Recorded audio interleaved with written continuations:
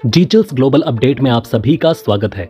UN में भारत के नए स्थायी प्रतिनिधि प्रवर्था नेनी हरीश ने अपने पहले ही भाषण में पूरे यूनाइटेड नेशन को हिलाकर रख दिया। उन्होंने भारत को वीटो पावर देने से लेकर कई महत्वपूर्ण मुद्दों पर जोरदार प्रहार किए हैं। यूएनएससी में भाषण देते हुए उन्होंने यूएन को अपनी बात मानने पर मजबूर कर दिया है और अंत में यूएन को बोलना पड़ा कि ठीक है, आपकी बात मानी जाएगी। आज हम बात करेंगे ईरान की, जो कभी भारत का पड़ोसी हुआ करता था और अब भारत को वीटो पावर दिलाने में अहम भूमिका निभा सकता है। लेकिन सबसे ज्यादा मजा आपको वो रिपोर्ट देखकर आएगा जिसमें 45% भारतीयों ने पूरे यूनाइटेड नेशन को हिलाकर रख दिया है। आइए समझते हैं कि आखिर पूरा माजरा क्या है। लेकिन आगे बढ़ने से पहले आप सभी के लाइक और कमेंट के लिए दिल से शुक्रिया। इस वीडियो के लिए एम करते हैं 5000 लाइक्स। लंबे समय से यह चर्चा का विषय रहा है कि अगर भारत को वीटो पावर नहीं दे सकते तो फिर यूनाइटेड नेशन ही खत्म हो जाएगा। कुछ जानकारों का कहना है कि जिस रफ्तार से नए नए देश ब्रिक्स में जुड़ते जा रहे हैं, उसे देखते हुए ब्रिक्स बहुत ही जल्द यूनाइटेड नेशन की जगह ले लेगा। लेकिन इसी बीच यूनाइटेड नेशन को लेकर एक बेहद चौंकाने वाली रिपोर्ट सामने आई। दरअसल प्यू रिसर्च सेंटर ने 35 देशों के लोगों से संयुक्त राष्ट्र के बारे में उनकी राय जानी। 35 देशों के 58% लोगों ने यूएन को पॉजिटिव बताया, जबकि 31% ने नेगेटिव देखा। यानी ज्यादातर लोग आज भी यूएन को सही मानते हैं। हालांकि भारत की रिपोर्ट बेहद दिलचस्प है। कुल मिलाकर 22 देश जैसे केन्या, फिलीपींस, पोलैंड, दक्षिण कोरिया, स्वीडन और थाईलैंड में लोगों ने यूएन के बारे में अच्छा सोचा है। लेकिन ग्रीस, इजराइल, जापान और तुर्की में यूएन को लेकर ज्यादा नेगेटिव थॉट्स हैं। लेकिन अगर भारत की बात करें तो भारत में 41% लोगों ने यूएन के बारे में सकारात्मक राय दी, जबकि 13% ने नकारात्मक राय दी। जबकि सबसे खास बात यह रही कि 45% भारतीयों ने इस पर कोई राय नहीं दी, जो 35 देशों में सबसे ज्यादा है। इन लोगों ने या तो पता नहीं का ऑप्शन चुना या फिर कोई जवाब नहीं दिया।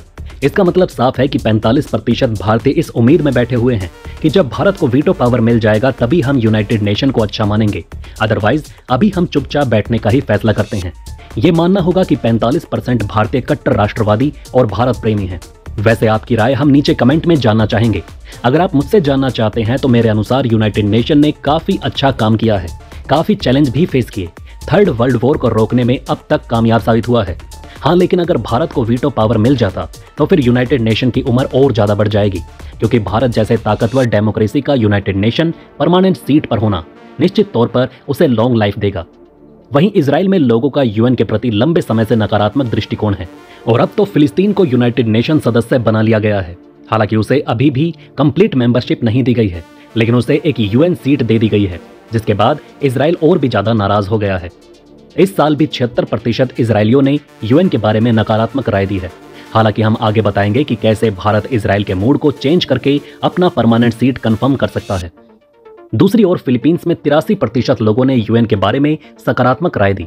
फिलीपींस का आंकड़ा चौंकाने वाला है, क्योंकि वो बार बार चीन के एग्रेशन का सामना कर रहा है।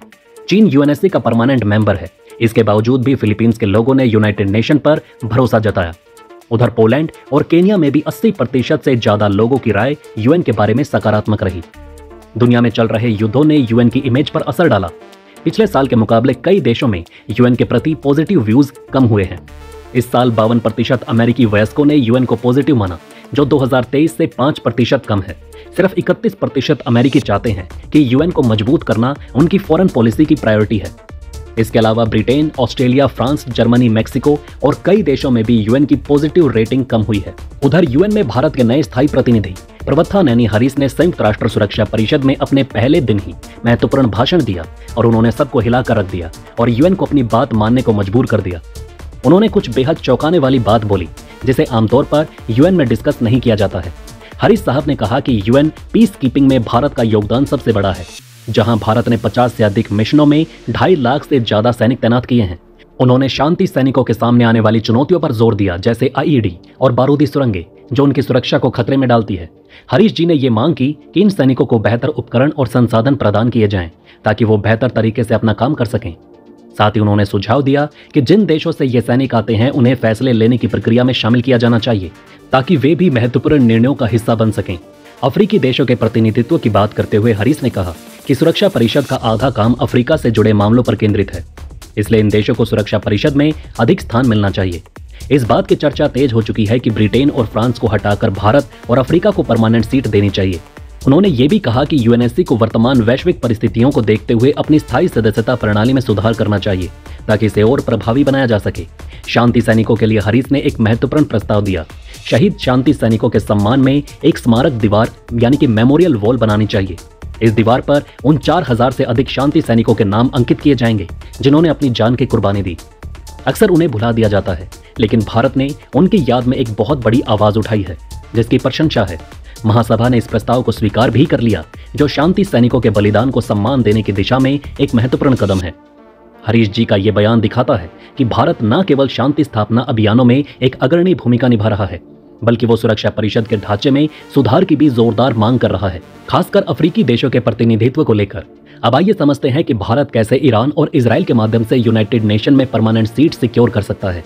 देखिए, इजराइल और ईरान जो हमेशा से एक दूसरे के दुश्मन रहे हैं, अगर इनके बीच जंग शुरू होती है तो दोनों देशों के बीच सुलह कराने के लिए जिस देश पर भरोसा किया जा सकता है वो रूस, अमेरिका या चीन नहीं बल्कि भारत होगा।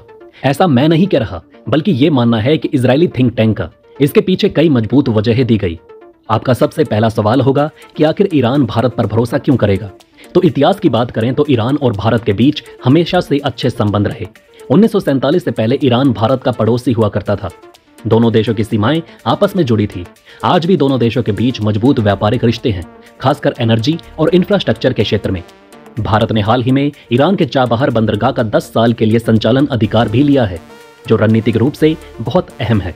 साथ ही भारतीय कंपनियां ईरान से सस्ता तेल खरीदती हैं, जिससे दोनों देशों के रिश्ते और मजबूत हो रहे हैं। आपका नेक्स्ट सवाल होगा कि इजराइल भारत पर भरोसा क्यों करेगा? देखिए, हाल के कुछ सालों में भारत ने इजराइल के साथ अपने सभी संबंध काफी मजबूत किए।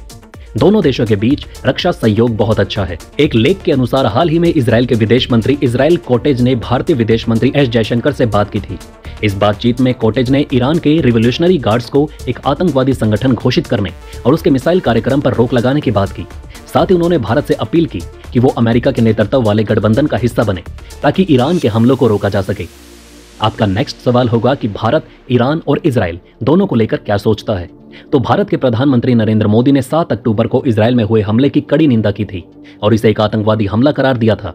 हालांकि भारत ने साथ ही इजराइल फिलिस्तीन के विवाद पर अपने पुराने रुख को भी दोहराया, जिसमें वो द्विराष्ट्रीय समाधान यानी कि 2 स्टेट सॉल्यूशन की वकालत करता है। भारत ने ईरान के साथ भी अपने रिश्ते बनाए रखे, जिसमें भारतीय अधिकारियों की तेहरान यात्राएं और कई सार्वजनिक बयान शामिल हैं। इस साल जनवरी में भारतीय विदेश मंत्री एस जयशंकर ने ईरान की 2 दिवसीय यात्रा की थी और वहां के तत्कालीन विदेश मंत्री से मुलाकात की थी। आज के समय में भारत, इजराइल और ईरान दोनों के लिए एक तटस्थ देश है, जिस पर दोनों भरोसा करते हैं। ये भारत की स्वतंत्र विदेश नीति की वजह से संभव हुआ। अगर इजराइल और ईरान के बीच तनाव और बढ़ता है तो भारत उनके बीच मध्यस्थ बनकर पुल का काम कर सकता है। इससे भारत को अंतर्राष्ट्रीय मंच पर अपनी स्थिति और मजबूत करने का मौका मिल सकता है और यह संयुक्त राष्ट्र की स्थायी सदस्यता की उसकी मांग को भी बल देगा, क्योंकि अगर ये दोनों देश दोस्त बन जाएंगे तो पूरी दुनिया में अभूतपूर्व शांति देखने को मिलेगी। तो दोस्तों, इस वीडियो में फिलहाल इतना ही। आप देख रहे थे जी चिल्स। जल्द पूरे होंगे आपके सारे विल्स। धन्यवाद।